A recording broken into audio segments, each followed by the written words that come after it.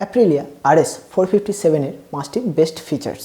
Engine 457cc liquid কুল parallel twin ইঞ্জিনের সাথে আসে, যার ম্যাক্স পাওয়ার আউটপুট হলো 47 bhp, যা একে 180 km/h স্পিড অ্যাচিভ করতে সাহায্য করে। লুকস, অ্যাপ্রিলিয়া RS 457 এর দেখতে অ্যাপ্রিলিয়া RS V4 এর মতো। এটি LED DRL, LED light, TFT display, underbelly এক্সস্টের সাথে আসে, যা এর লুকসকে আরও বেশি এনহ্যান্স করে।